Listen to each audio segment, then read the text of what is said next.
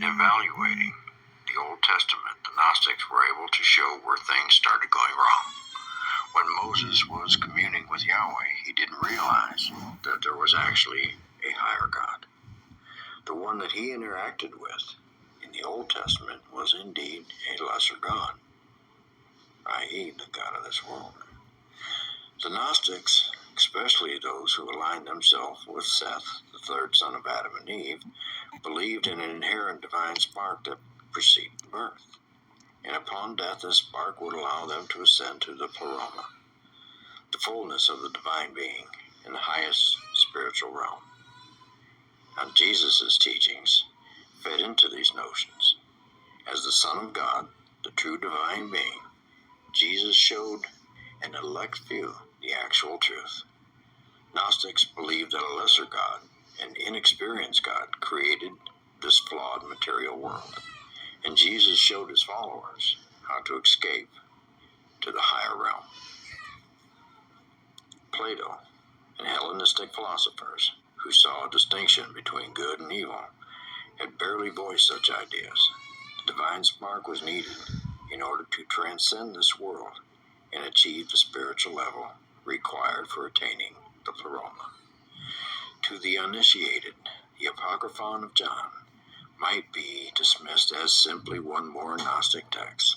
However, by using a revelatory frame, the author was able to explain in the fundamental concepts of Gnosticism. This revelation described the creation and the fall, explaining how God's spark had become imprisoned in the world of the matter, and provided the means for people to learn about their divine nature and salvation, thereby enabling them to become one with the source. This was a call for reflection and self-awareness. Only then could people understand. Where was I going with it?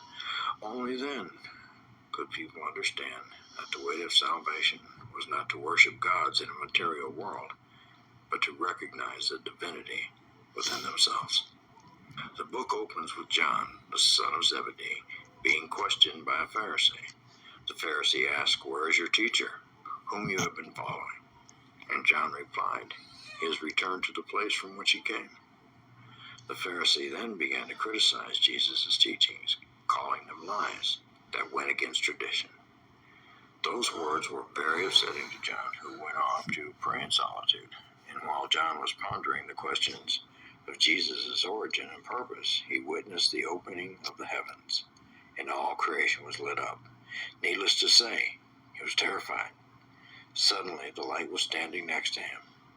At first, he saw a child in the light, and the image went through several transformations. Altogether, 3 forms appeared. One of the forms spoke to him, asking why he was filled with doubt. The voice then identified himself as father, mother, and child, the incorruptible and undefiled one who has come to explain about the invisible and the visible, as well as perfect humanity. Now, John wasn't sure he was able to understand, but Jesus assured him, and he went on to explain that the one is sovereign, the divine and Father of all. He is not only invisible, but also does not exist within anything inferior, because in fact everything exists only within him. He is eternal, needing nothing, because he is complete. He is illimitable, immeasurable, unutterable, and without a name. He is greater than perfection, bigger than little, smaller than big. He is without time or existence. The perfect one is the world that gives a world that gives life, good that gives goodness, mercy that gives mercy, and so on. He is the head of everything, and we could have no knowledge of him at all without the Father's revelation through Jesus. Inconceivable perfection is one way of expressing this divine principle. From this divine principle came a thought, a feminine divine entity, though typically referred to as she. This thought is really the elemental father and mother complete, the one, the monad. Light and mind are among the first to be created, and under the direction of the monad, they in turn start creating other aeons. Eventually, there would be 365 aeons. The last one to be created was Sophia. Sophia believed she was wise enough to try creating something on her own. Without any direction or consent from the monad, she created Yaldabaoth, who had the form of a lion-faced serpent with eyes that flashed like lightning. His creatures were known as archons, but they were all incomplete, limited, and known as demonic entities. Now, since he had no knowledge of the Pleroma, Yaldabaoth created a world for them to live in.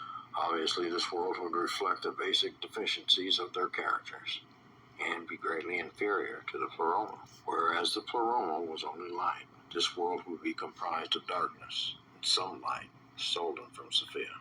Yaldabaoth and his archons quickly realized the power of Adam, and from then on tried to dispose of him.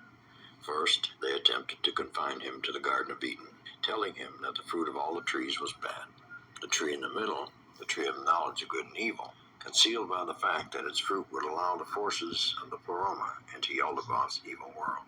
Christ then revealed to John that he was the one who caused Adam to eat the fruit. In fact, Eve had been sent by the Aeons of the higher realm to make sure that he did so. When Yaldabaoth created Eve, he was trying to recover the light out of Adam. This turned out to be not only unsuccessful, but also had unintended consequences. Upon seeing Eve, Adam then had a counterpart and was free from Yaldabaoth. Obviously, Yaldabaoth was not about to give up. He continued his quest to regain control over light, creating many human bodies, all of which had a counterfeit spirit. That spirit was employed to keep them ignorant of their divine spark. That wicked spirit is the reason for evil, confusion, and death. Who recognizes the true spirit? Those who remain in the clutches of the counterfeit spirit will not.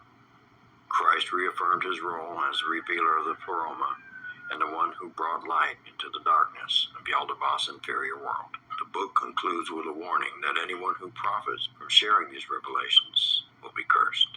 And these things were given to him in a mystery, and immediately the Christ disappeared from before him. John went to his fellow disciples. He related to them the things that the Savior had said to him. The Apocryphon of John was banned by the Christian Church, but rediscovered among other Gnostic texts in a large jar at Nagamati, Egypt, in 1945. Thank God someone had the forethought to hide these gems for a later generation that might actually be ready for the real truth.